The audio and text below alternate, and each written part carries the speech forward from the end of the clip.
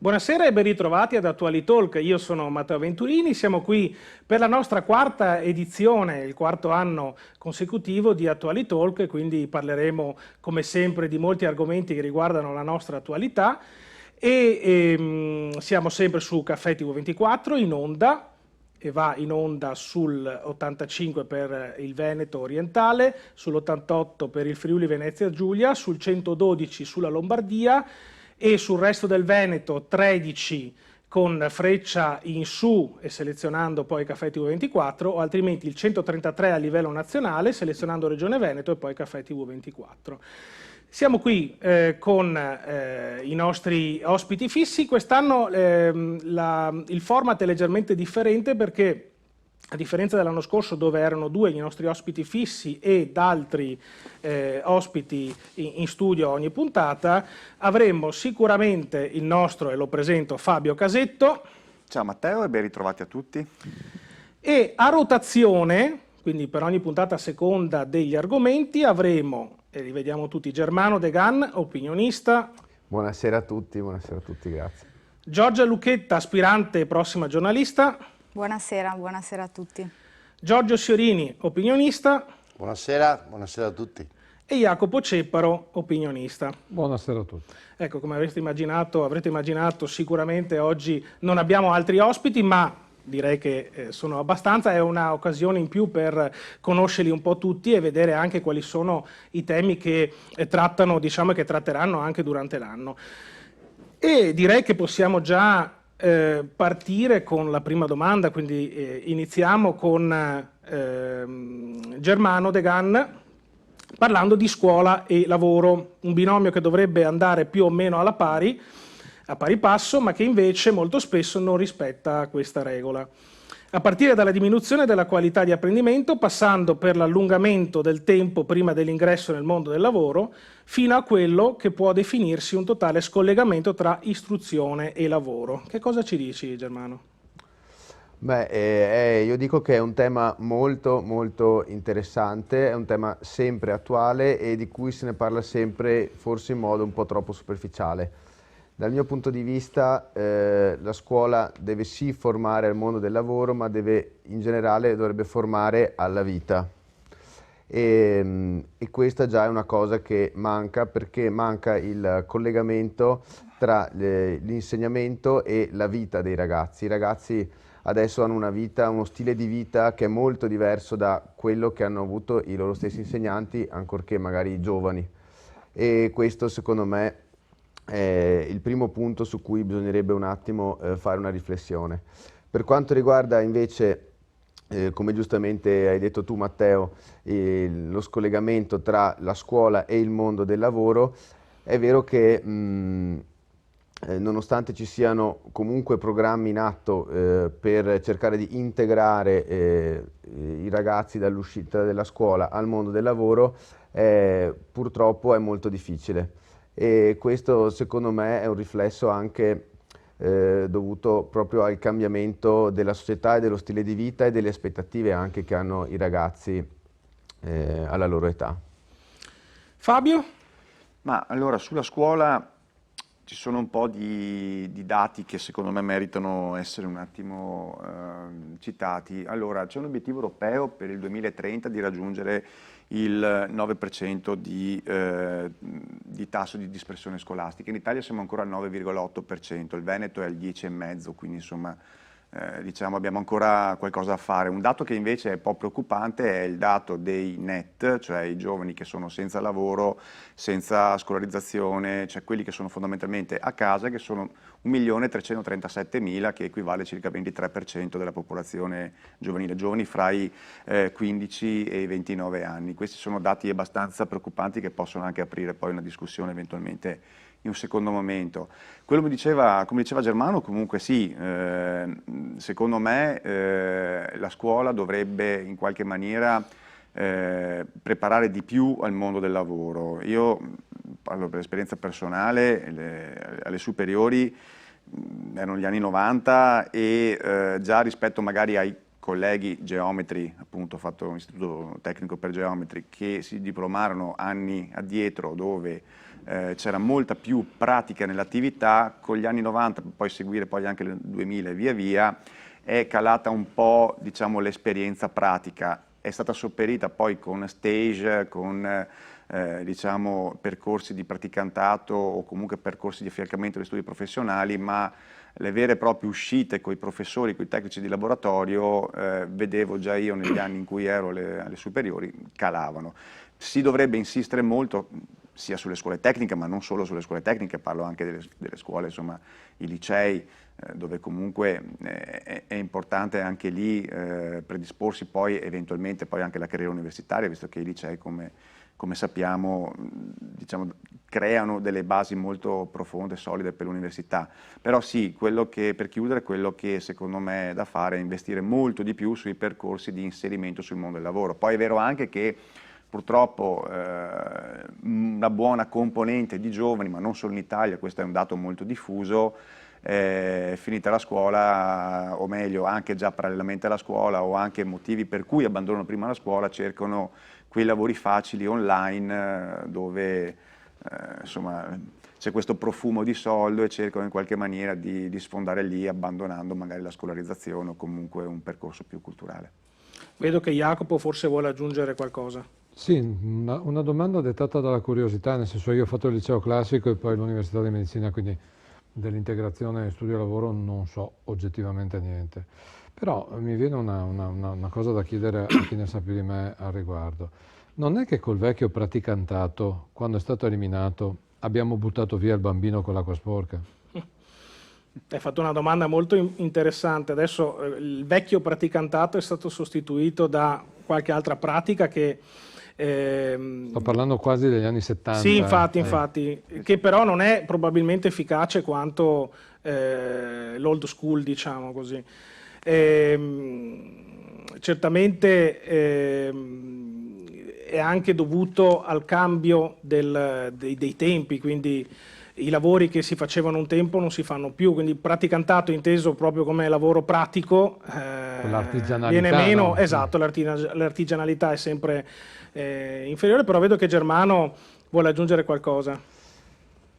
Sì, volevo prendere spunto da quello che ha detto Jacopo, perché sono d'accordo che il vecchio praticantato negli anni 70 forniva un'istruzione molto più pratica, molto più pragmatica, orientata proprio all'attività lavorativa in sé.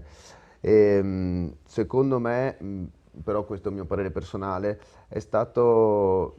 Cioè, l'età comunque dell'obbligo scolastico è andata ad aumentare anche per cercare di formare un maggior giudizio critico, okay? Il fatto che la scuola deve insegnare anche a pensare, a ragionare criticamente oltre che una professione. Prima la professione si imparava giustamente in bottega, okay? E non c'era l'obbligo scolastico fino alla maggiore età, prima alla fine dei 14 anni, poi ancora prima, e seguendo comunque delle logiche politiche è stata aumentata l'età scolaire dell'obbligo scolastico anche per formare una capacità maggiore di giudizio e di osservazione, di riflessione sui temi generali. Questo logicamente ha portato un impoverimento, o meglio un inizio più tardivo all'interno dell'attività lavorativa, però dal mio punto di vista nell'arco di 1-2 anni un giovane motivato che ne abbia 14 o che ne abbia 18 un lavoro lo impara comunque, e quindi secondo me quei 3 anni in più, 4 anni in più, se fossero effettivamente utilizzati bene a livello scolastico non rappresenterebbero un handicap per un lavoratore anche in ambito molto professionale. Passiamo già al prossimo argomento con Giorgia Lucchetta. Parliamo di politica. Con l'entrata in vigore dell'European Media Freedom Act torna al centro il tema della libertà di stampa in Italia. Alla luce delle novità introdotte nel regolamento europeo, dei dati emersi dai recenti rapporti europei e internazionali sulla libertà e indipendenza dei media del nostro Paese, nonché, nel caso Paragon, quanto è solida oggi la libertà di informazione in Italia e quale ruolo gioca la politica nel rafforzarla o metterla a rischio? Sì, esatto. L'European Media Freedom Act è entrato in vigore ufficialmente lo scorso 8 agosto. E si tratta del nuovo regolamento europeo che mira, diciamo, a tutelare l'indipendenza e il pluralismo dei media pubblici. Diciamo che lo scopo principale è quello di garantire trasparenza e indipendenza nelle governance e negli asset proprietari dei principali servizi pubblici di informazione. Ad oggi l'Italia sembrerebbe non aver ancora recepito completamente le nuove disposizioni europee.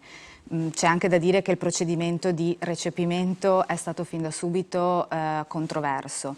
Da un lato c'è chi vorrebbe un'applicazione immediata, rapida e chiara per dare delle regole precise al settore e contestando anche una contraddizione intrinseca al nostro sistema, ritenendo che la concreta applicabilità di certe disposizioni poi nei fatti sarebbe problematica, considerando come è strutturata la nostra società dell'informazione. Ma c'è anche chi in parte diciamo, contesta i contenuti stessi del regolamento, ritenendo che se sulla carta si presenta, diciamo, come un manifesto di principi condivisibili, poi nei fatti, nella realtà dei fatti per l'appunto, si presta ad aprire la strada, diciamo, a nuove forme di controllo europeo o comunque a una sorta di omologazione dell'informazione. Una delle novità del regolamento, ad esempio, è l'istituzione di questo board europeo, questo organo comunitario incaricato di vigilare sull'applicazione delle nuove norme a livello comunitario. Ecco, c'è chi è preoccupato, diciamo, che i poteri riconosciuti a questa nuova istituzione europea, sebbene non si estendano diciamo, alla possibilità di rilasciare pareri vincolanti, possano in qualche modo portarlo a influenzare in maniera decisiva anche decisioni e scelte strategiche nel settore dell'informazione. Io ho voluto iniziare portandovi l'esempio appunto di questo nuovo regolamento europeo e portando anche intenzionalmente diversi punti di vista per rappresentare insomma quanto possa essere complessa la situazione e soprattutto quanto le dinamiche politiche e istituzionali influenzino poi anche la libertà di stampa, quindi due settori che astrattamente possiamo immaginare come paralleli e distinti in realtà si incrociano e spesso si scontrano in maniera insomma, importante. Il dibattito pubblico poi nel corso del 2025 insomma, si è ulteriormente acceso a seguito del caso Paragon, quindi Paragon è la società israeliana che fornisce e sviluppa software e spyware per i governi e le società di intelligence. Si tratta di meccanismi, insomma, sistemi sofisticati che consentono di accedere ai dispositivi mobili e di acquisire informazioni ecco, sull'utilizzatore. Si parla di video, foto, chat di messaggistica, posizioni GPS, fino anche a consentire di accendere i microfoni e registrare insomma, le informazioni del contesto ambientale circostante. Quindi si tratta insomma, di strumenti che evidentemente servono ai governi e all'intelligence per esigenze di sicurezza nazionale, per prevenire crimini contro la sicurezza nazionale. In corso d'anno sono emerse diverse denunce che hanno riportato all'attenzione il fatto di come questi strumenti, al di là di essere utilizzati per meri scopi istituzionali, in realtà poi sembrano essere stati utilizzati anche a danno e contro attivisti e giornalisti in tutta Europa. In Italia i bersagli sarebbero stati quantomeno due. Il governo comunque ha fin da subito respinto le accuse e in ogni caso negato che ci fosse una volontà politica e un'azione coordinata che portasse poi a mettere in atto delle violazioni nei confronti dei professionisti coinvolti. Diciamo, il contesto si è ulteriormente acceso quando poi qualche media ha rilasciato la notizia di come poi Paragon avesse deciso di risolvere il contratto con l'Italia e cessare la collaborazione con il governo italiano. Ma al di là dell'accertamento dei fatti, insomma, che in questa sede non ci interessa più di tanto, ho voluto portare questo esempio perché a mio avviso consente di vedere e toccare con mano quanto può essere difficile il bilanciamento tra esigenze di tutela dei diritti individuali e della società civile e poi invece la tutela e la protezione degli interessi nazionali. Quindi anche in questo caso la connessione tra libertà di stampa e politica mi sembra evidente. Ci sono poi, come accennava giustamente Matteo poco fa, dei report nazionali, europei e internazionali che ci riportano alcuni dati che qualche campanello d'allarme sembrano insomma accenderlo. Ecco. Report Senza Frontiere del 2025, ne cito giusto alcuni per non dilungarmi.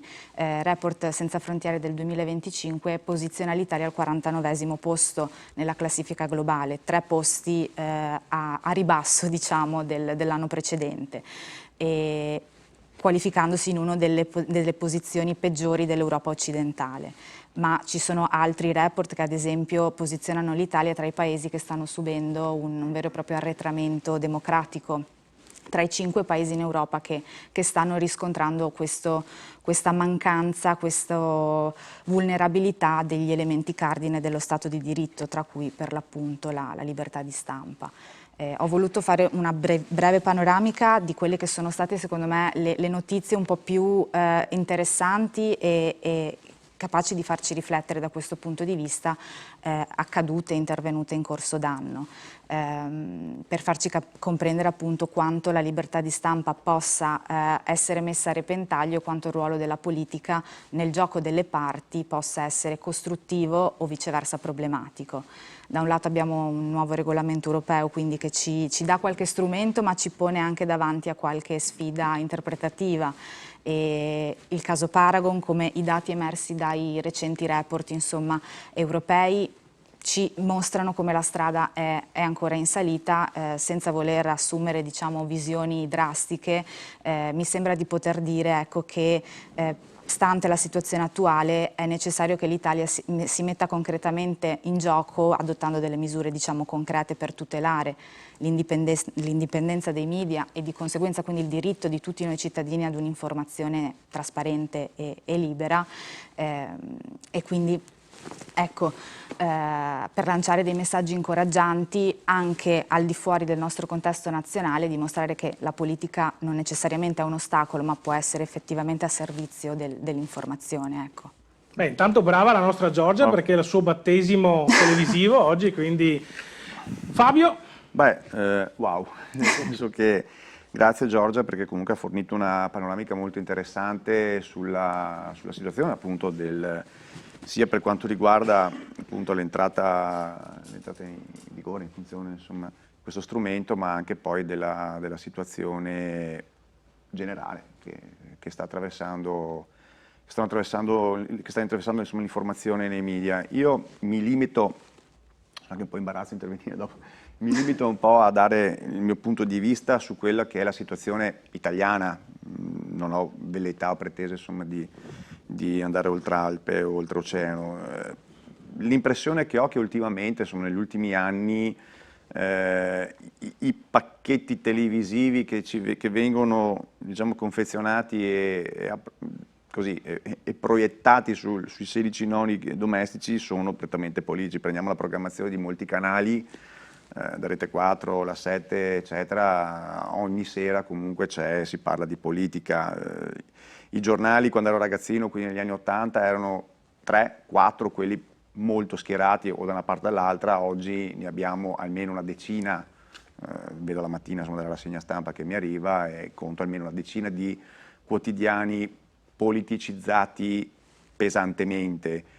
E ovviamente poi da qui nasce anche la gara a chi la spara più grossa o anche nell'utilizzo magari di notizie un po' fuorvianti piuttosto che qualche fake news, e quindi secondo me diciamo, stiamo vivendo, per il mio modo di vedere, un buon momento per quanto riguarda l'informazione. Poi anche un giudizio mio, io vedo un po' anche la qualità del giornalismo medio, diciamo delle testate minori, è un po' calato del mio modo di pensare, ma è tutto collegato anche al discorso della scuola, istruzione di prima, quindi credo ci sia proprio tutto anche no, un collegamento, una sorta di filologico che porta anche a vedere in molte professioni, non solo nel giornalismo, anche un calo un po' della qualità, lo vedo nella mia professione, lo vedo appunto in tante altre, quindi da un lato sì, vedo molto più politicizzata la stampa, i media in generale, quindi non solo la stampa, ma proprio i programmi televisivi,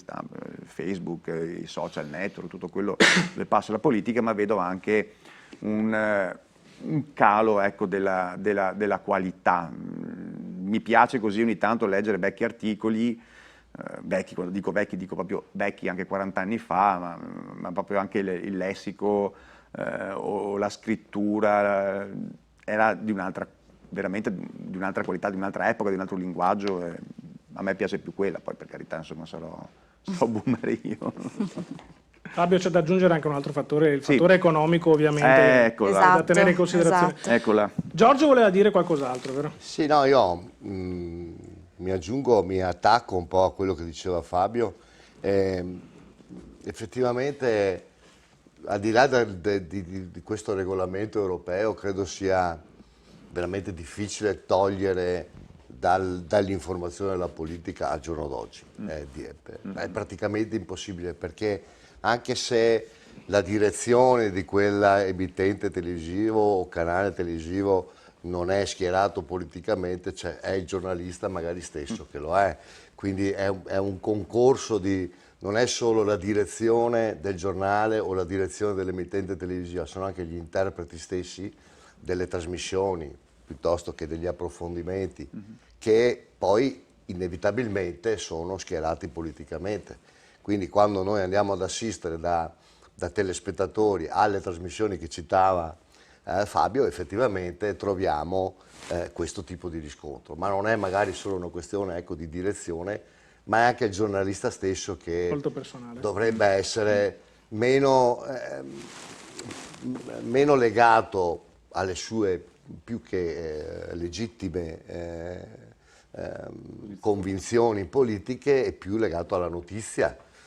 Questo sta un po' svanendo e speriamo, io mi auguro che questa normativa europea venga recepita, ma la vedo un po', non voglio essere pessimista, ma la vedo un po' difficile. È un po' come il cronista sportivo del cronista sportivo. Sì. Quando segue una squadra di Serie A è un discorso, quando segue la nazionale è totalmente schierato. Quindi più o meno questo è il concetto. A proposito di sport, mi collego qui giustamente proprio con te, Giorgio. Dobbiamo per forza iniziare con lo sport con te, perché insomma è uno degli argomenti che ti è più a cuore. Il contesto sociale è in continuo mutamento. Come si è adattato lo sport in tutto questo e quali sono le prospettive future? Allora, lo sport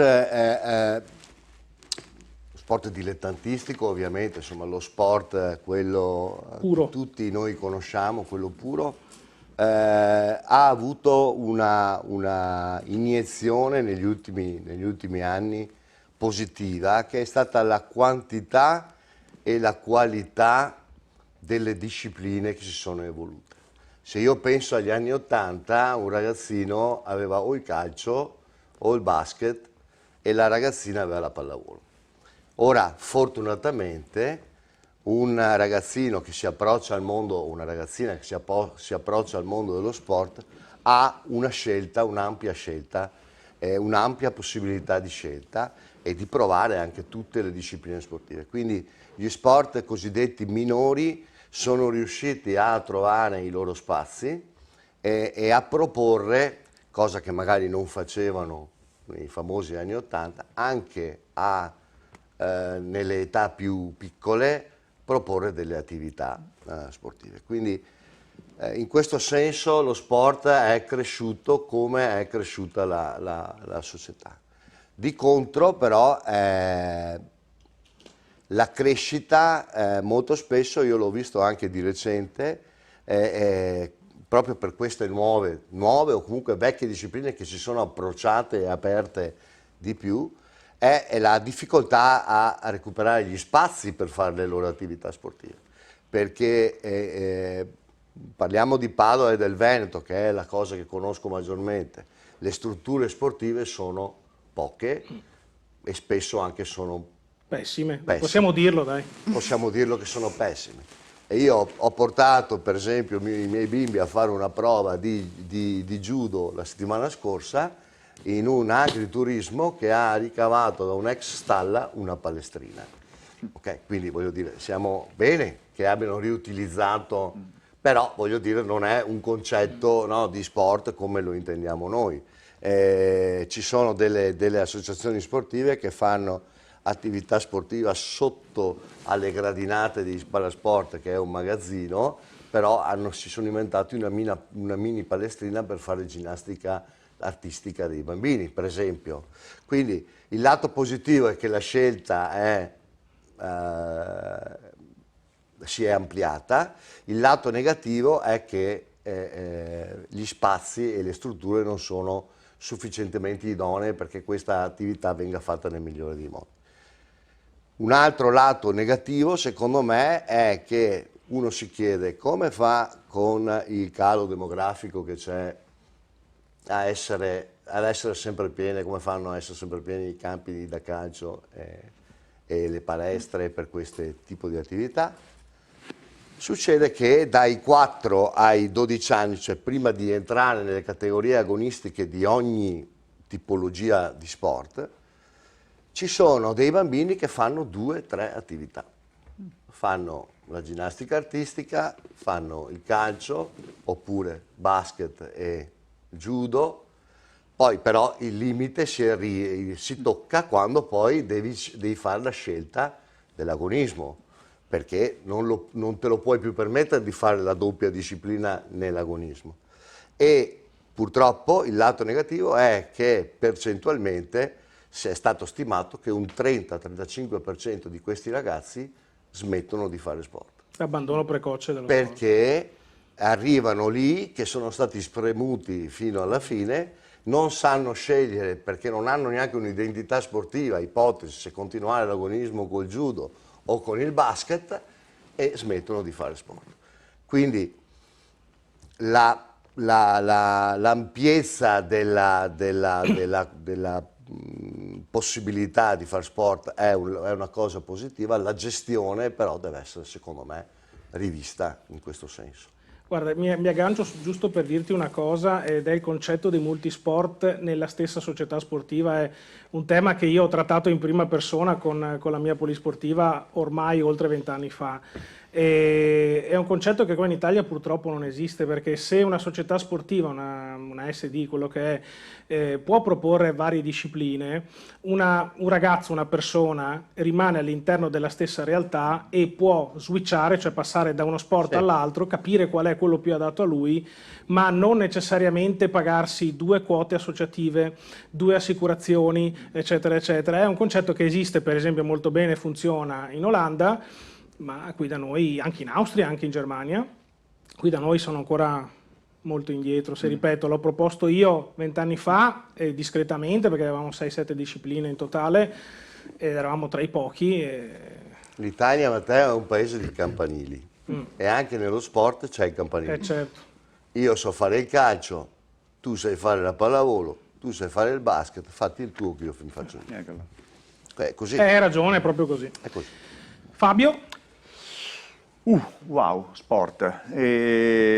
Allora, porto un po' la mia esperienza personale, ho avuto la fortuna, insomma, l'occasione di aver passato 2 settimane a Parigi l'anno scorso con le Olimpiadi, prima ancora ai mondiali di Slovenia e Polonia di pallavolo, internazionali di tennis di Roma, insomma ho frequentato ambienti sportivi di alto livello mondiale negli ultimi anni, e però questo mi permette di dire quello che sto per dire. Allora, ho visto un processo di strumentalizzazione dello sport sempre più forte, nel senso che, parliamo un attimo di tennis, vuoi dell'Honda Sinner, eccetera, da un lato stanno aumentando le persone che si stanno avvicinando al tennis, molte delle quali, viste anche di persona, sentito cosa dicevano negli spalti degli stadi da tennis, è meglio non riferire cosa ho sentito dire, che non sanno neanche l'ABC del tennis, però insomma si avvicinano a tifare più che a essere sportivi. È un concetto che io comunque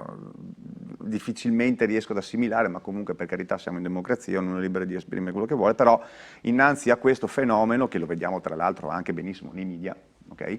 C'è chi ne sta approfittando perché, un esempio, le final di Torino, fine anno, no? Gli 8 migliori giocatori dell'anno si incontrano, i biglietti sono triplicati in 5 anni. Okay? Gli internazionali di Roma hanno raddoppiato totalmente i prezzi rispetto a qualche anno fa, i biglietti delle Olimpiadi, per carità, è una macchina gigantesca, però avevano dei prezzi veramente proibitivi, perché per una finale di pallavolo ho speso 600 euro, per ogni partita erano almeno 300 euro e non tutti purtroppo possono permetterselo, quindi anche lì lo sport non può essere relegato a fasce di reddito alte o tanto alte, dovrebbe essere fruibile proprio anche dalle fasce medie, medio-basse per inizializzare lo sport. Lo sport non deve avere colori politici, provenienza e tal. Lo sport deve accomunare tutti. Se c'è una cosa che accomuna tutti è proprio lo sport, non vedo perché insomma si debba già lì speculare e filtrare, perché ribadisco il concetto, nel momento in cui tu metti dei biglietti a cifre improponibili, ti va non più lo sportivo, ma ti va quello che ha soldi, che magari fino al giorno prima di tennis sapeva una mazza, ma c'è Sinner, vado a vedere Sinner, e va di moda, esatto, grazie Matteo, spendo anche 1.000 euro.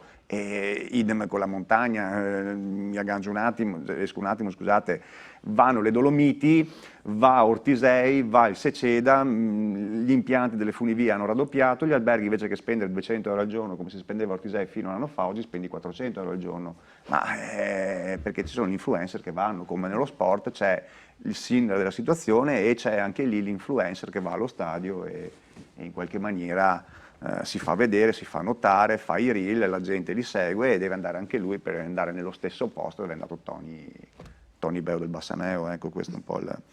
Vabbè, insomma, questo è un pochettino il mio punto di vista. E poi per chiudere, agli eventi sportivi, infatti, quelli che ho menzionato prima, purtroppo non ho visto giovani nel senso di under 18.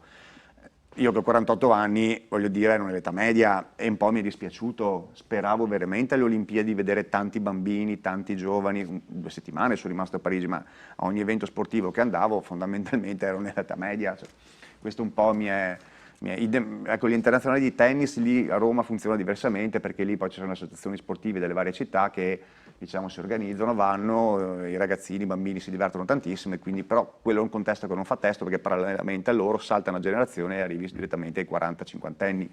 Quindi sì, c'è qualcosa che anche lì si può migliorare, bene tutto quello che ha detto Giorgio prima, concordo in pieno insomma, sul suo punto di vista, la posizione insomma, che ci ha fatto un po' della situazione della panoramica, ma secondo me bisogna in qualche maniera tornare ai fondamentali, ecco, tornare allo sport accessibile a tutti, sia come fruizione sia anche come assisterlo. Germano voleva dire qualcosa, MC? Volevo collegarmi, esatto, a quanto ha detto Giorgio prima, e in particolare ricollegandomi al concetto di cui si parlava prima che riguardava la formazione e l'istruzione. Okay? Lo sport adesso è un momento diciamo tecnico, molto ben definito nell'arco della settimana, c'è l'allenamento, c'è la partita. Io non so alla vostra età, però quando ero giovane io ci si trovava spesso perché con sei gli vecchio amici fuori, si trovava spesso con gli amici fuori a giocare a calcio, a inventarsi anche degli sport oppure a fare 2 tiri a basket e quindi lo sport per i bambini era un gioco, era anche un gioco, il gioco dello sport.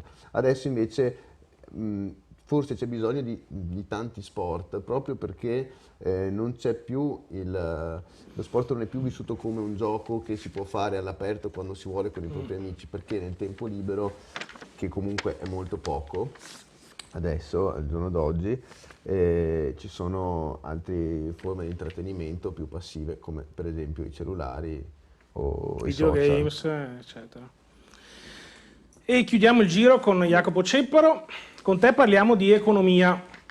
Ti chiedo di farci una tua personale valutazione sulla politica economica recente in Italia. Prima mi è rimasta sul gargato una domanda da fare riguardo ai giornalisti. Si è parlato negli ultimi 20 anni di conflitto di interessi, di questi... Ma in questa nuova norma europea c'è l'incandidabilità a vita dei giornalisti? Perché se no stiamo parlando di aria fritta. Ok, l'economia. Non lo so, nel senso che più che di politica economica mi sembra che, fatte le debite proporzioni, si stia parlando più di amministrazione della nazione. Nel senso che la politica si fa coi soldi. Se io spendo i soldi per i poveri faccio una politica di sinistra, se io non prendo soldi ai ricchi faccio una politica di destra, no? Molto, molto spannometricamente. Solo che l'Italia non ha più potere di battere moneta, quindi non ha più il controllo dei soldi. È come un comune che deve fare i conti con i soldi che arrivano dallo Stato centrale. L'Italia fa i conti con i soldi che arrivano dall'Europa. Quindi se vuole fare qualcosa deve aggrapparsi al PNRR, alle politiche che vengono concesse sul riarmo. E quindi, per carità, ben venga il pensiero del faccio il ponte sullo stretto di Messina collegandolo ai soldi per le armi. Mi sembra una cosa molto virtuosa, ecco, da parte di questo governo. C'è però un problema di fondo, che è politico, appunto, che non si ha il controllo, nel bene o nel male, della spesa pubblica, perché arriva da altri. Quindi, torno a bomba, la ricchezza in uno Stato sovrano viene prodotta dalla spesa pubblica. Anche qui ben venga, sto prendendo ad esempio il ponte sullo stretto come un po' quasi un luogo comune, non sono neanche del tutto sicuro che si farà, anche se spero di sì, appunto perché quella è spesa pubblica, ma va l''ndrangheta, è una parte, ci andrà, anche la ricostruzione in Germania Est è andata all''ndrangheta, quindi lì non era un problema. Però, no. E quindi non lo so, non è malaccio ultimamente, molto meglio degli anni precedenti. Stiamo parlando di un governo che comunque si è trovato alle prese con dei conti devastati dalle iniziative appunto di spesa pubblica un po' scellerate, lì sì, è un po' a perdere, però non c'è la proiezione, non c'è la programmazione, non vedo una politica di Stato, no? Una volta c'erano gli statisti, non ci sono. Quindi per quello che possono stanno anche facendo qualcosa di buono. Avrei preferito diciamo, una politica un po' più aggressiva. Fabio? Ti voto, Jacopo. Quando hai detto statisti mi sono illuminato. No, sì, è un concetto, anche per me insomma è vero, manca la figura di uno statista, appunto. Concordo in toto con Jacopo. Aggiungo solo, perché insomma penso che è abbastanza condivisibile ciò che ha detto chi mi ha preceduto, sempre parlando di giornalismo, di media, mi aggancio un pochettino al filo conduttore della serata, anzi grazie a Matteo che stai diciamo, cercando di creare un filo logico in tutte le domande, si stanno sposando benissimo l'un l'altra. E diciamo che non è tutto oro ciò che luccica, cioè quello che passa nella comunicazione governativa, comunque quello che passa tramite i media, danno un'Italia ripresa, un'Italia con economia fiorente, con disoccupazione in calo, invece abbiamo ancora un PIL che stenta a crescere, ci attestiamo tra il 6 e 7%, insomma, scusate, più 0,7%, non è come dire, un dato così significativo, ecco, voglio dire, quindi prima di cantare vittoria bisogna un po' andare cauti. Un altro dato invece è il debito pubblico siamo oltre il 135%, con proiezioni al 138%, insomma, del PIL, quindi non è proprio un numero esaltante per l'economia come la disoccupazione. Leggevo qualche giorno fa, perché mi piace comunque insomma, leggere le due campane, no? Nella rassegna stampa ogni giorno arrivano, come dicevo poc'anzi, una decina di quotidiani fortemente schierate da una parte o dall'altra, ed è la guerra dei numeri, facendo un po' una media, cercando di guardare i dati Istat o comunque solo 24 ore, che probabilmente sono quelli un po' più attendibili rispetto a quelli politicizzati. Diciamo che l'occupazione ha dei numeri reale, dei numeri diversi rispetto a quelli che ci stanno per essere proposti. Siamo attorno al 6-6,5% ancora di disoccupazione, è un dato, poi nel mezzogiorno è ancora evidentemente più alto, anche il Veneto, nonostante la locomotiva, come ben sappiamo, però non ha dei dati così entusiasmanti come magari tutti ci attendiamo, ci aspettiamo. Quindi insomma l'economia, secondo me, come diceva sì Jacopo, è vero, arriviamo da una situazione dove comunque sono stati spesi tanti soldi, è stato il super bonus che comunque ha creato un po' di, ne abbiamo già parlato in altre puntate, vero Jacopo? Certo. Insomma, ha creato delle situazioni che non erano proprio quelle attese, cioè lo strumento era ottimo, è sbagliato il paese in cui è stato applicato fondamentalmente. Il modo. È una battuta, il Il modo. modo. È un po' che tu non puoi regalare, diciamo, soldi, se si fermavano l'80% secondo me sarebbe stato comunque, e lo parlo da addetto ai lavori, per carità. Quindi questo meccanismo poteva essere interessante, ma poi col senno di poi, per carità, siamo tutti statisti. Comunque sì, ecco, questo è un po' velocemente ecco, il mio punto di vista, poi per carità insomma, siamo qui, siamo in tanti teste pensanti, quindi è bello anche il dibattito questa sera. Bene, allora abbiamo fatto un giro, un primo giro, quindi adesso chiedo alla regia un breve spazio pubblicitario, non cambiate canale, restate con noi. Rieccoci in diretta. Allora, prima di ricominciare il giro con Germano, vorrei chiedere alla regia cortesemente di lanciare questo contributo video.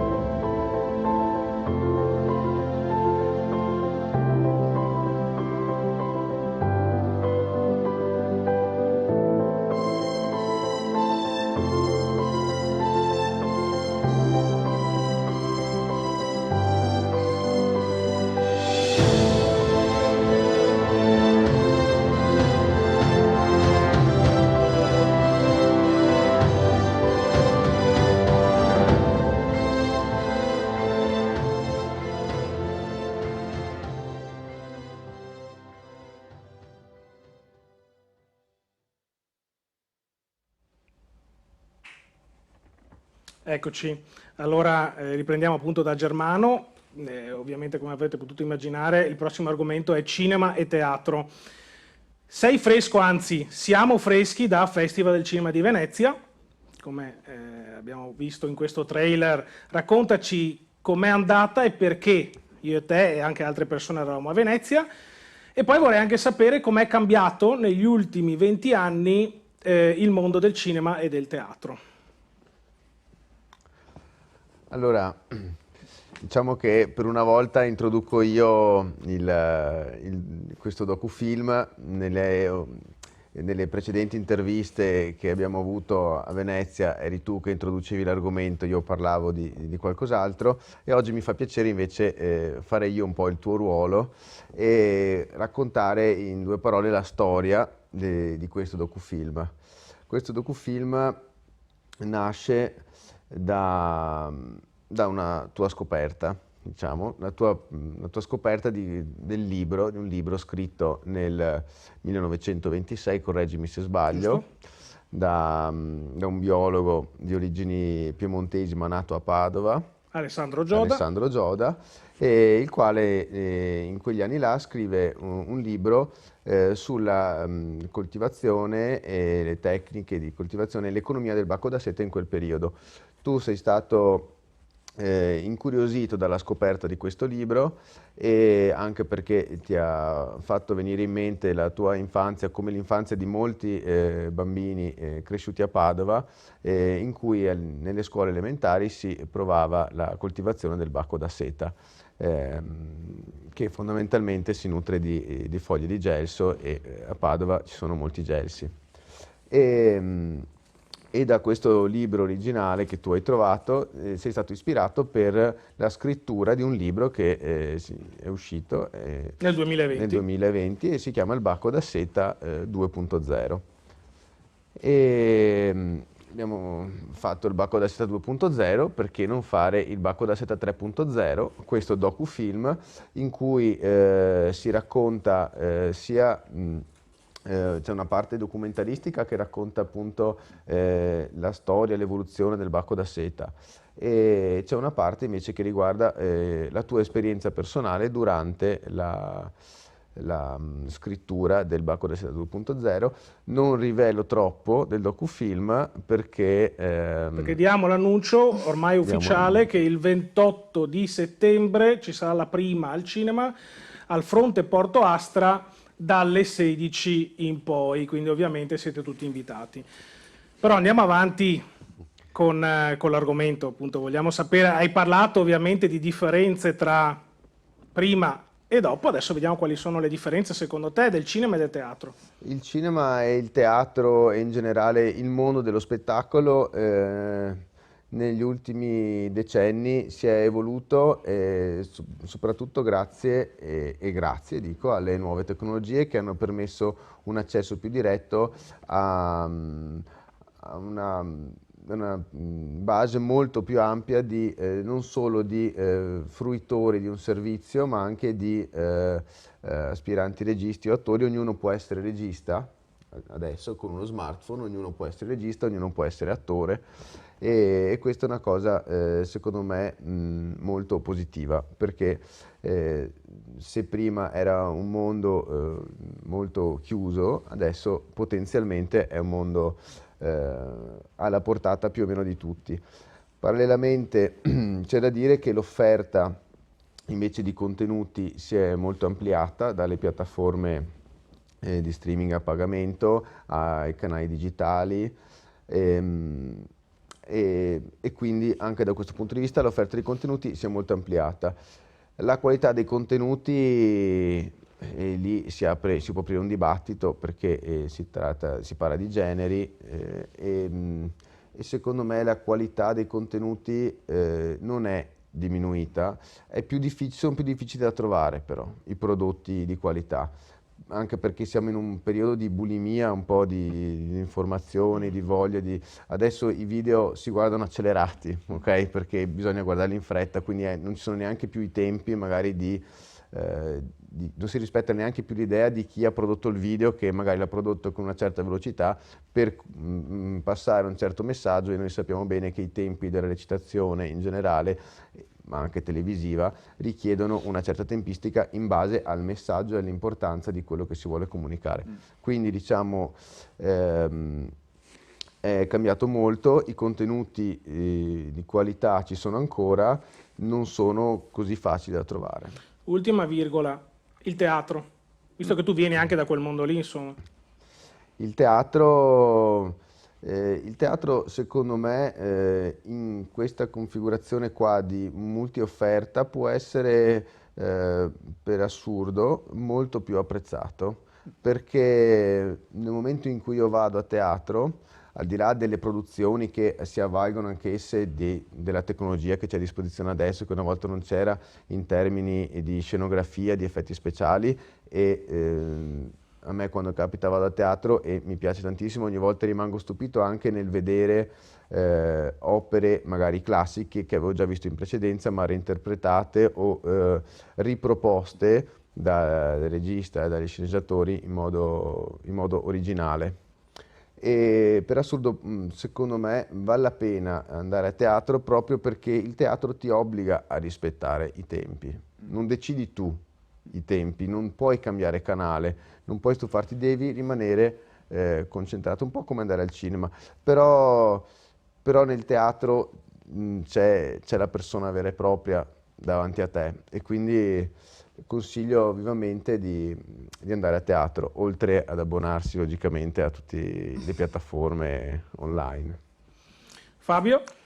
Ma mi collego a una parola che ho utilizzato prima, Germano, ma negli ultimi 20 anni diciamo che il cinema è diventato sempre più streaming, algoritmi, mentre il teatro, a mio modo di pensare, è rimasto comunque una nicchia, insomma, un'espressione culturale non per tutti, cioè non tutti sono predisposti al teatro, mentre per il cinema siamo abbastanza predisposti tutti, il teatro, ok, a me piace teatro, quindi comunque insomma, sì, quello che dicevi anche tu prima, comunque richiede anche dei tempi, richiede anche dell'attenzione, che è proprio la caratteristica insomma, del teatro. Comunque quello che è cambiato fondamentalmente è il modo di costruire e di fruire dei film, fondamentalmente in questi anni qua. È cambiato come li vengono costruiti, la tecnologia, ultimamente l'intelligenza artificiale, la velocità, appunto, perché siamo una società frenetica, quindi anche il cinema ricalca un po' l'andazzo generale della società e il modo anche di fruirli. Una volta tu aspettavi il film rigorosamente per andare al cinema, oggi lo puoi tranquillamente bypassare al cinema e vedertelo comodamente a casa, magari spendendo un po' meno, guardandolo, mettendolo in pausa, comodamente sul divano, col Dolby Surround. Questo è un po' così, se vogliamo un attimino generalizzare cosa può essere cambiato. Sì, sentiamo magari se c'è qualcun altro. Ti aggiungo una cosa, Fabio, tu Sì. hai detto adesso c'è questa opzione qui di non seguirlo più al cinema, Sì. ma seguirlo a casa perché c'è la comodità del divano. Tant'è che adesso i cinema che Cinema- cosa stanno facendo? Stanno mettendo al posto delle poltrone i divanetti, Esatto, quindi ci sono allungabili e sì, tutto. Quindi c'è- l'esperienza casalinga la stanno cercando di portare anche al Sì, cinema. per riempire il cinema è vero, ci sono alcune catene famose di cinema che hanno introdotto diverse categorie, prima una volta avevi una categoria, quella, poi c'erano le categorie, quelle, le premium mi pare si chiamasse, perché Sì. quelle più... adesso hai 4 categorie, addirittura i divanetti con il pulsantino che ti puoi regolare, sdraiare, quasi fare una pennichella. No, però comunque battute a parte, sì, è vero, giusta osservazione. Giorgia? Sì, io me ne intendo poco di cinema, quindi la mia è proprio una curiosità. Germano prima parlava di tecnologia, di come agevoli non soltanto le produzioni cinematografiche, ma anche proprio la fruibilità dei contenuti. Mi chiedevo se ci sono anche dei lati negativi, qualcosa che comprometta un po' in parte la qualità dei prodotti che effettivamente il cinema ci offre oggi, oppure se i benefici continuano a superare, ecco, gli aspetti più negativi, ecco.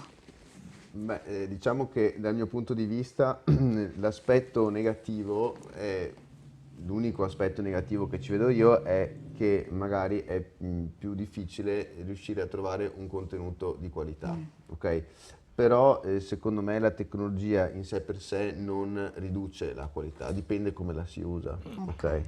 E logicamente all'interno di una vastità, un'enormità di contenuti, trovare un contenuto di qualità magari non è più così complesso. immediato, anche perché all'interno delle piattaforme appunto ci sono gli algoritmi che guidano in base a quanto visto in precedenza, suggeriscono cosa vedere successivamente e trend. quindi si viene sempre più guidati verso un prodotto, e quindi ci sono stati degli studi non riguardanti proprio il cinema ma riguardanti gli acquisti online, in cui alla fine le piattaforme quasi quasi ti formano loro come consumatore, formano loro le tue esigenze sulla base di quello che hai acquistato una volta, magari perché ti serviva, poi ti Certo. compaiono un sacco di contenuti simili.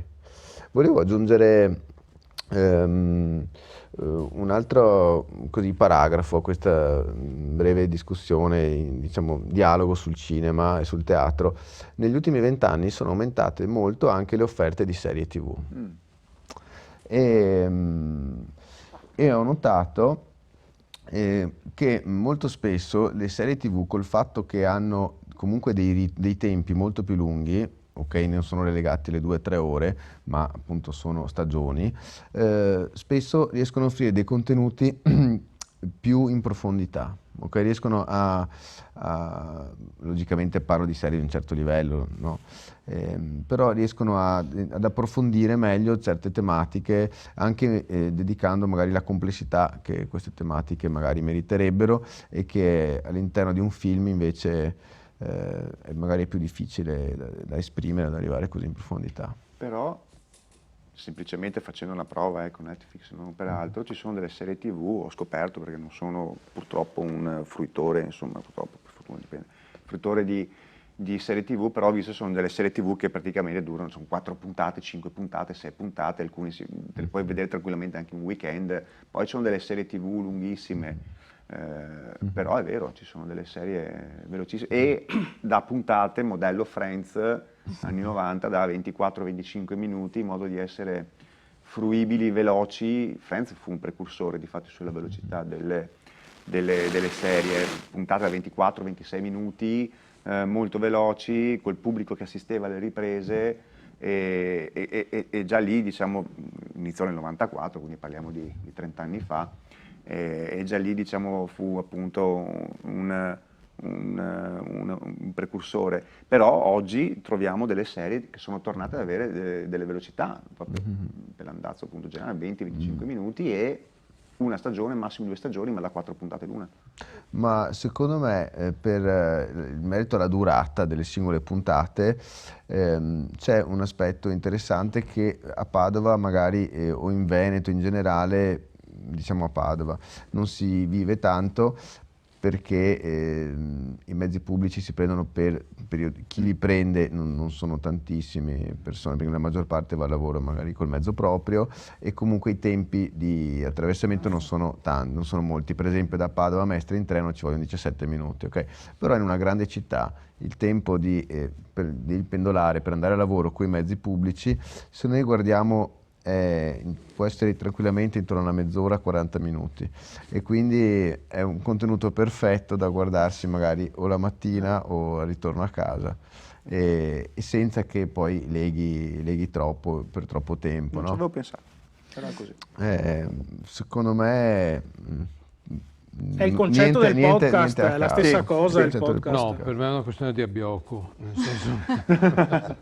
Volevo solo chiudere no. il discorso rispondendo sempre a Giorgia, ma sotto un altro punto di vista. Tu prima hai chiesto per quanto riguarda la tecnologia. Io ti posso rispondere, posso aggiungere un'altra cosa dicendo che la tecnologia sicuramente aiuta, è più o meno accessibile a tutti, perché ormai anche per fare un video non dico video da cinema, ma di media qualità, alta qualità, basta avere uno smartphone di fascia alta, però ovviamente per fare del buon cinema ci vuole sì la tecnologia, ma ci vuole anche molta formazione dietro. Approfitto per salutare il coregista che si è occupato del nostro docufilm, Diego De Francesco. Ecco, lui è un gran professionista perché ha l'esperienza sia da attore, prima anche a un certo livello, e poi da regista ha studiato molto, però in effetti oggi di professionisti che fanno i registi ce ne sono, ma non così tanti. Quindi per avere un buon prodotto di qualità bisogna avere sempre, ma come un po' dappertutto, della buona formazione dietro. Ecco. E rimango su di te, Giorgia, perché ho la tua seconda domanda. E quindi parliamo di tecnologia, giustamente, abbiamo un po' anticipato. L'intelligenza artificiale sta trasformando in profondità il lavoro, la scuola e la pubblica amministrazione. In Italia stiamo già sperimentando l'attuazione di linee guida del Ministero dell'Istruzione per l'uso dell'intelligenza artificiale in classe, integrazione di sistemi per agevolare l'operatività nella pubblica amministrazione ed altri strumenti molto innovativi. Questa rivoluzione rappresenta un'opportunità o può anche rappresentare una minaccia per il nostro futuro? Allora sì, decisamente l'intelligenza artificiale è passata in pochi anni dall'essere una tecnologia sperimentale di fatto a avere propria struttura, supporto e servizio dei processi produttivi, educativi, finanche amministrativi, proprio per parlare di pubblica amministrazione. La cornice regolamentare a livello europeo è definita dall'Artificial Intelligence Act, una normativa che introduce una serie di principi e regole per garantire un utilizzo, o provare almeno a garantire un utilizzo consapevole dei sistemi di intelligenza artificiale. In Italia ci pensa, diciamo, in parte l'Agenzia per l'Italia Digitale, che ha strutturato una strategia nazionale per l'intelligenza artificiale 2024-2026, grazie insomma, a un team di lavoro di 14 esperti che hanno strutturato delle regole per guidare il nostro Paese in un processo di trasformazione digitale quanto più responsabile ed etico possibile. L'obiettivo è quello di introdurre in maniera trasversale e sistemica gli strumenti di intelligenza artificiale in settori strategici come la ricerca, il mercato del lavoro, l'istruzione e gli ambienti scolastici, istituzionali e le pubbliche amministrazioni.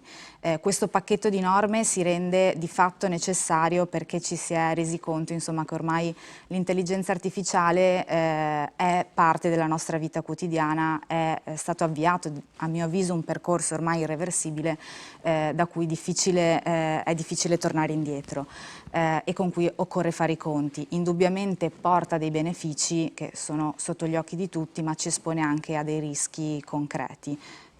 Per poter beneficiare degli uni e mitigare gli altri, quindi ci serve un piano d'azione coordinato, specialmente quando le nuove tecnologie vanno ad impattare in settori che toccano la vita di tutti noi insomma, direttamente da vicino, la scuola, il lavoro, la pubblica amministrazione, insomma il nostro pane quotidiano per un verso o per l'altro.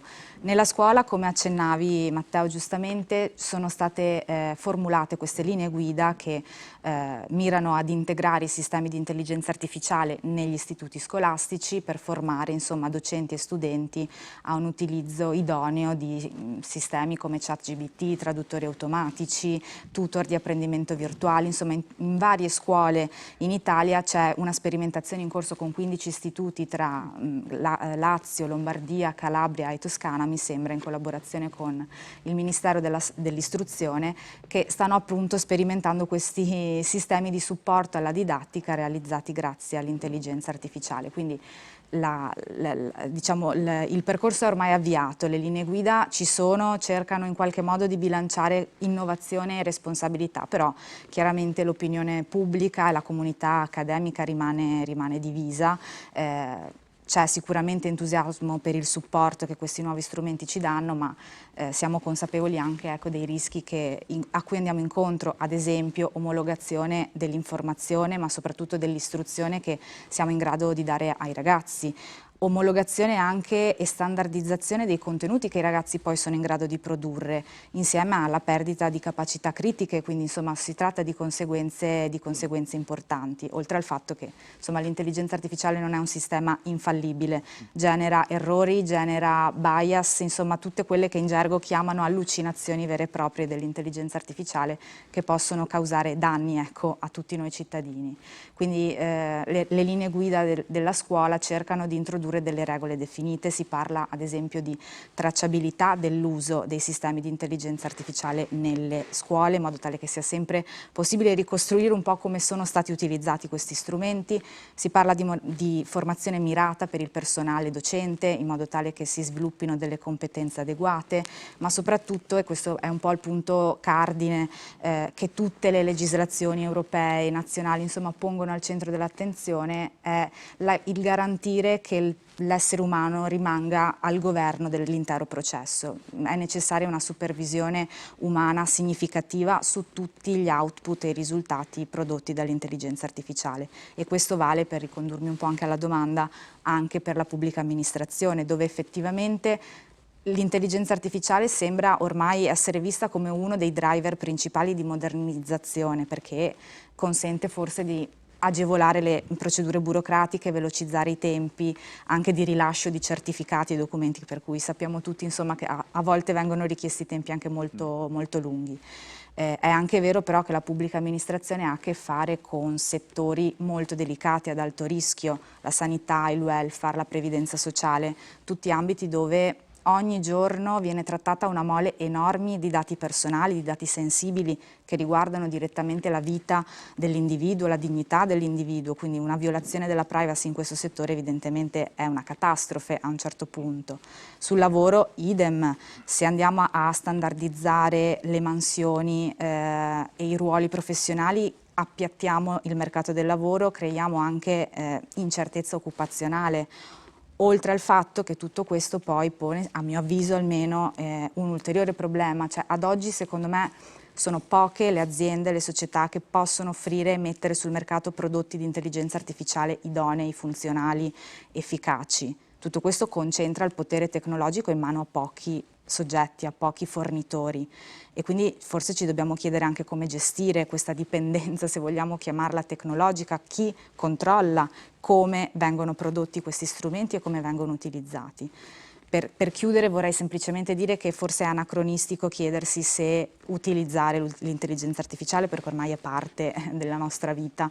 Bisogna forse chiedersi come sfruttarla al meglio, creare soprattutto delle buone prassi, delle buone pratiche con cui utilizzarla in maniera etica e responsabile, affinché proprio la domanda a Germano prima non era casuale, proprio perché a mio avviso è importante far sì che i benefici siano sempre superiori ai rischi che la tecnologia comporta per le nostre vite. Ecco.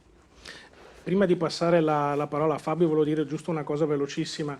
Proprio in questi giorni è ricominciata la scuola e appesi ad ogni singolo porta di ogni classe c'è il cartello vietato il cellulare, proprio per limitare l'utilizzo spropositato della tecnologia. Fabio. Tanti spunti di riflessione anche qui. Grazie Giorgio. Allora, come anche abbiamo affrontato nelle precedenti edizioni, ripeto quello che ha detto Giorgio fondamentalmente, cioè l'intelligenza artificiale è uno strumento straordinario se utilizzata con consapevolezza. Siamo sempre lì, io posso avere anche lo strumento migliore del mondo, ma se non so utilizzarlo, o meglio, non so interpretare quello che mi risponde, posso creare danni. Calo sempre nella mia professione, parentesi, ChatGPT, come sappiamo, è lo strumento più, o meglio, è l'app, chiamiamola così, più utilizzata da tutti, diciamo secondo le statistiche la più utilizzata. Ricordiamo che ChatGPT però è aggiornata, è caricata a settembre, sono dato del 2024, agosto-settembre 2024, quindi ha un anno di ritardo. Se io scrivo un prompt con una richiesta e non la so scrivere bene, lui mi dà la risposta all'anno scorso, perché i dati dall'anno scorso a oggi non li ha, deve andarli a cercare online. Questo lo dico perché nel mio lavoro spesso accade che magari bisogna correggere ho fatto delle prove per correggere delle relazioni tecniche o per vedere un po' come funziona o le potenzialità, o meglio, per anticipare magari i clienti o altri professionisti come rispondono, allora cerco di giochicchiare un attimo e vedo subito che gli manca un anno di normativa. Completamente, se io scrivo un prompt come lo farebbe Mario Rossi, rischio di far danni, rischio di dare un'informazione sbagliata al mio cliente e lo vedo quando i clienti cercano in qualche maniera poi di rispondermi e sgammo subito che è scritto da ChatGPT e vedi subito che magari hanno fatto un copia e incolla senza sapere come interpretare, quindi è importantissimo utilizzare, è un bene, ormai non possiamo più esimerci da utilizzarlo, però serve molta consapevolezza e preparazione, è uno strumento di aiuto, non può lui creare o sostituirci, questo deve passare, questo assolutamente mi sento di dire come messaggio. Invece purtroppo molte persone lo stanno utilizzando come sostituzione al proprio lavoro, alla propria mansione, gettando ulteriormente danni nella società. Spero che nel giornalismo, là alzo le mani, non stia avvenendo la stessa cosa, perché altrimenti diciamo, siamo rovinati. Siamo rovinati, ecco, quindi. tu che ci stai Esatto, avvicinando esatto. questo mondo con molta, si denota professionalità, competenza, studio, passione, eccetera, insomma, continuando così sicuramente marcherai le differenze. Ecco. Grazie Fabio. Però tornando un attimo a noi, non vorrei ripetermi più di tanto, magari insomma, se c'è qualcun altro che vuole portare la propria esperienza. Sì, Germano, so che voleva aggiungere qualcosa. Sì, io vorrei raccontare un'esperienza personale. Io mi occupo di progettazione navale, ok? E non c'è intelligenza artificiale che sia in grado di progettare una nave, ma non c'è neanche intelligenza artificiale che ti dia una singola risposta a una domanda molto banale, per esempio quanti cavalli deve avere quella barca, ok? Perché la risposta in realtà è molto complessa. E però se tu provi, io ho provato a stimolare ripetutamente, sì, ma più o meno, circa, dimmi, alla fine ti butta fuori una formula che non ha nessun senso, ok? E quindi la domanda è, ma quando noi utilizziamo un'intelligenza artificiale a cui poniamo delle domande, ok? Siamo consapevoli del fatto che ci sta rispondendo un algoritmo creato da un team di persone proprio perché questo algoritmo ci risponda a delle domande, ok? E quindi l'algoritmo stesso porta al suo interno, ok, il tipo di risposta che vuole lo sviluppatore dell'algoritmo, ok? Non ti dirà mai non lo so. O chi ha alimentato. Certo, certo. Mentre per esempio per scrivere brevi passaggi di un algoritmo, di una programmazione in Python, per esempio, va benissimo, ok? Magari non gira, gli dici guarda non funziona, al secondo, al terzo tentativo funziona. Però gli chiedi qualcosa di un po' complesso e non ti dirà mai non lo so. No, in realtà ti voglio aggiornare su una cosa perché è una cosa Ti dice un recentissima. argomento molto complicato, c'è Sì. bisogno di... però... No, esatto. Adesso stanno istruendo l'intelligenza artificiale, cosa recentissima, l'intelligenza artificiale per rispondere no, non so dirtelo. Finalmente era ora perché insomma altrimenti venivano fuori tutte di le quelle piattaforme cose. o solo alcune? Alcune. Alcune.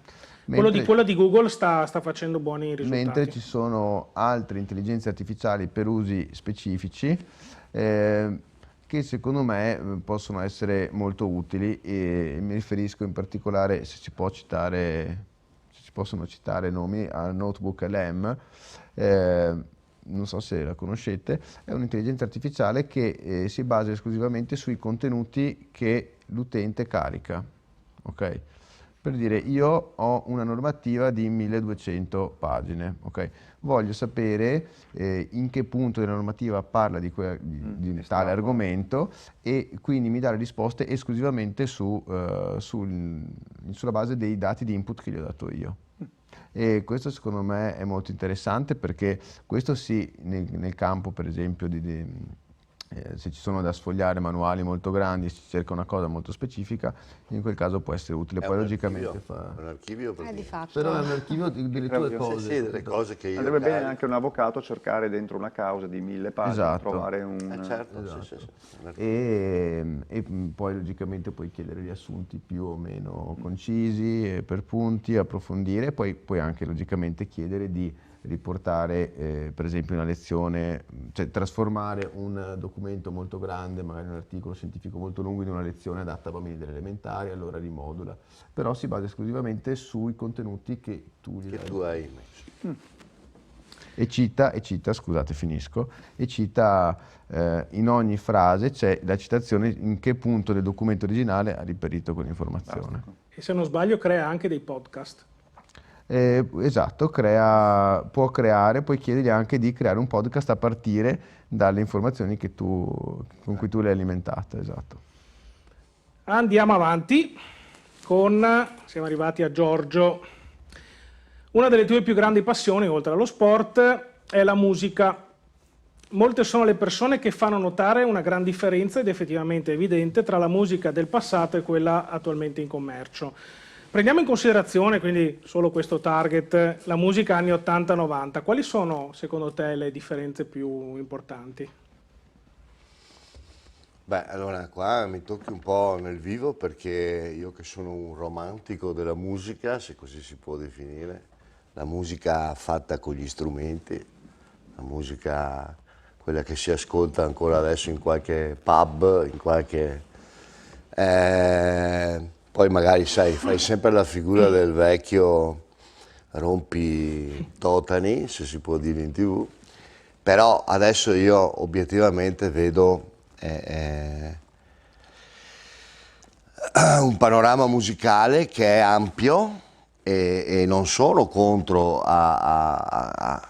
parlavamo di tecnologie, alle nuove tecnologie, sono un po' contro a come questi ragazzi vengono usati dalle case discografiche, perché alcuni di loro, a mio modo di vedere, avrebbero anche del talento, ma sono talmente pompati a creare la canzone che deve essere orecchiabile in questo momento specifico, con quell'argomento specifico, in quel contesto specifico, quella canzone che rispetto alle canzoni degli anni 80 e 90, che potremmo, se io ne intono 2 o 3 le cantiamo tutti, se io vado a intonare 2 o 3 canzoni degli ultimi 2 o 3 anni, non credo che ce le ricordiamo tutti. Ecco, la differenza sostanziale, detta in maniera molto sintetica, è che non si creano più canzoni, ma si crea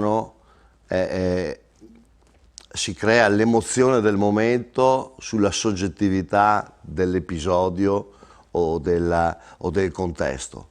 Per dirti, esce questo cantante X, anche una bella voce, magari anche la canzone dal debutto è anche una canzone bella, orecchiabile, al di là di contenuti o non contenuti, da là a 2 mesi ha già 18 date, 20 date di concerti all'aperto estivi che ha fatto 3 canzoni, cioè come fai a fare 18 date di... Quindi sfruttano, poi succede, vedi la figlia di Mango, vedi San Giovanni, che hanno 19-20 anni e adesso un po' per salute, un po' per altri motivi, dopo un anno di boom sono a casa con psicologi, depressioni e quant'altro. Ecco, per fortuna ci sono etichette discografiche che ancora puntano al cantautorato e alla qualità della musica, portando quel talento di cui si parlava prima a essere espresso in maniera diversa e che riescono ancora a fare dei prodotti buoni. Però ecco, questa musica nel senso proprio di struttura musicale, pompata, resta poco alla fine. Tu non ti ricordi la canzone che ha vinto il Festival di Sanremo di 4 anni fa? Chi l'ha vinto il Festival di Sanremo di 4 anni fa? No, Modà, no. Prima? L'ha vinto uno dei cantautori del momento, che adesso vanno forte. Vi ricordate il titolo della canzone che ha vinto il festival? Chi ha vinto il festival del 1990? Mi ricordo l'87-88, ma 87? si può dare di più, e 88 Perdere l'amore. Nel 90 hanno vinto i Pooh, Ecco. con Uomini Soli. Soli, giusto. Uomini Soli, se io le inizio a cantare, non dico per intero, ma tutti sanno una frase. 4 anni fa ha vinto il personaggio, andatelo a vedere, così vi lascio. Bravo, forse uno dei più talentuosi anche del panorama, ma... Ho capito. Hai detto una cosa molto interessante riguardo l'eccessivo stress, che secondo me c'è sempre stato, perché storicamente nella musica possiamo ricordare un Lucio Battisti che a un certo punto ha deciso di dare uno stop totale, Mina che ha deciso di non farsi più vedere, un altro ancora bravissimo artista, Alberto Camerini. Sì, Ecco, sì.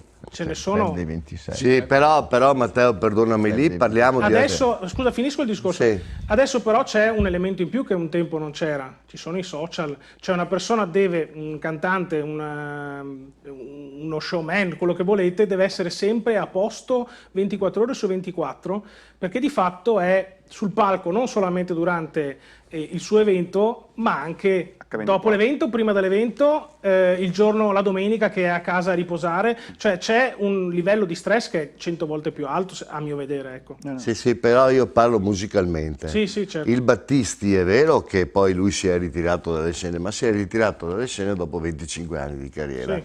Ok? Qui parliamo di gente che ha fatto un anno a 1000 e adesso è ferma ai box. Per questo, perché e ha le 19 batterie anni, le 20 deve anni, spendere non ne tutto. ha, non che Battisti fosse vecchio, ma Mina, quando si è ritirata dalle scene, aveva Poco più di 40 anni. aveva poco più di 40 anni, ma era già 20 anni che Certo. faceva da canzonissima a tutte le trasmissioni. Più che altro Mina aveva il fisco sul groppone, però vabbè. Sì. quello- Sì, aveva un po' il fisco, è andata in Svizzera, vabbè, però questo E giustamente. queste sono cose personali, loro non le andiamo a Cioè, trattare. non senta via perché ha smesso di Sì, cantare. sì, dopo ha continuato a cantare. No, Sono cose sue però personali. ecco, quello che dicevo io è che se c'è del talento lo andiamo a legare. Certo. Questo era il discorso ed è un male perché l'innovazione che si diceva prima anche nella musica potrebbe portare magari a un connubio tra il vecchio e il nuovo che potrebbe essere qualcosa di interessante.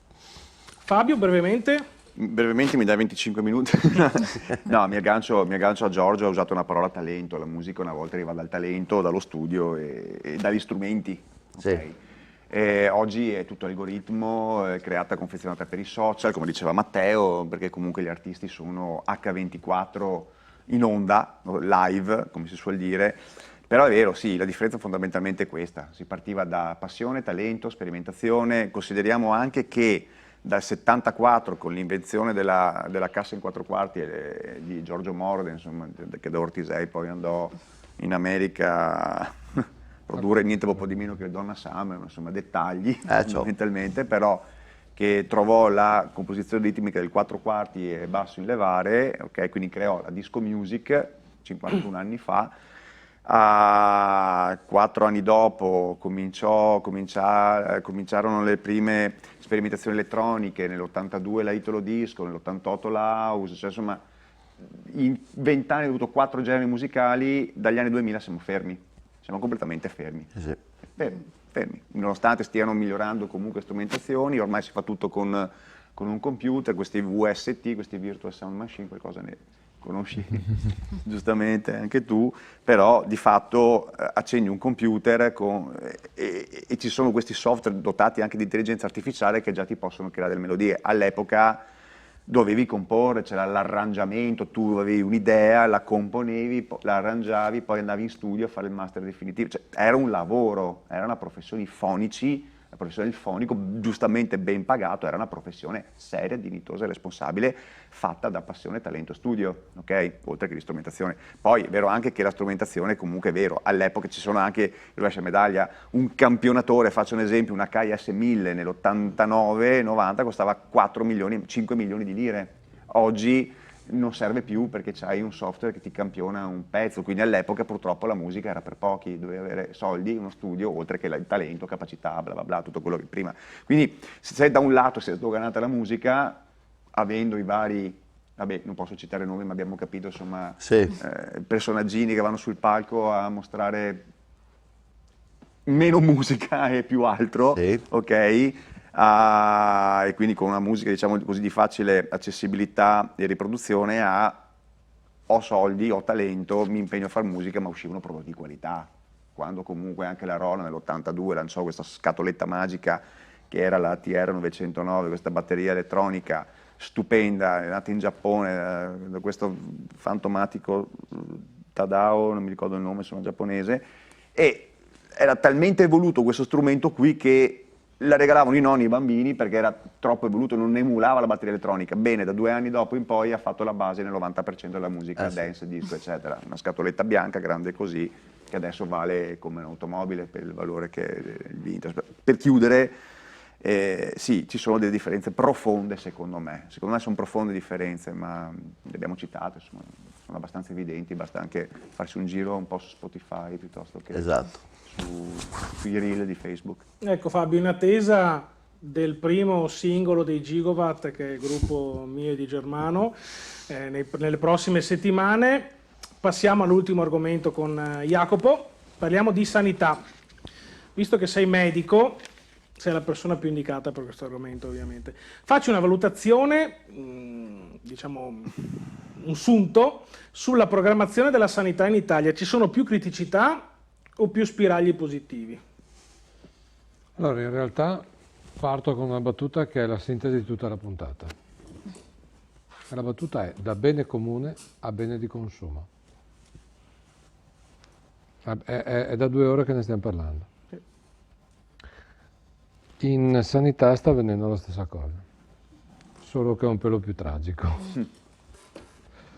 E la programmazione della sanità in Italia non c'è.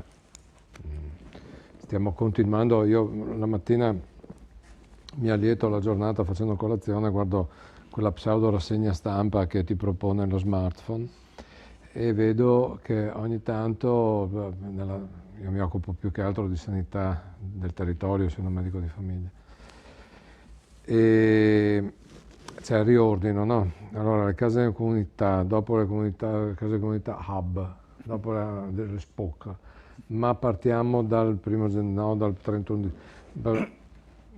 non c'è nessuno. Non c'è nessuno che voglia andare a lavorare in queste strutture. E questo non è solo per lo stipendio dignitosissimo rispetto al resto di altre cose, ma veramente, letteralmente da fame, visto che i competitor, come dicono quelli che hanno studiato, europei, pagano a partire dal doppio. Giusto oggi in ambulatorio mi è arrivato l'ennesimo modulo inventato da non so bene chi per fare l'ennesimo esame completamente inutile. C'è un misconosciuto, per di più, delirio. Il delirio è credere in qualcosa che non esiste, no? La domanda di salute in Italia è sostenuta da un triplice delirio: immortalità, invulnerabilità ed eterna giovinezza. Questa domanda di salute non è riconosciuta in quanto tale e quindi le risposte che vengono date sono completamente insufficienti e evidentemente inadeguate perché non riconosciute. Di contro, e torniamo da bene comune a bene di consumo, di contro straalimentate dalla sanità pubblica che esplode per farci soldi, cioè, non è che siano santi. Come i cantanti vengono spremuti come limoni per farci soldi, come i giornalisti vengono utilizzati per farci soldi, eccetera, eccetera. Bene, siamo giunti al termine della nostra puntata, passo ai saluti finali partendo da Fabio Casetto. Grazie a tutti e arrivederci. Germano De Gran. Grazie a tutti per l'attenzione e alle prossime puntate. Giorgia Lucchetta. Grazie a tutti e una buona serata ovviamente. Giorgio Siorini. Grazie Matteo, grazie a tutti voi. E Jacopo Cepparo. Buonanotte a tutti. Io vi aspetto per la prossima puntata, che è già settimana prossima, quindi martedì 23 settembre, sempre alle ore 21. Vi auguro una buona serata, grazie e arrivederci.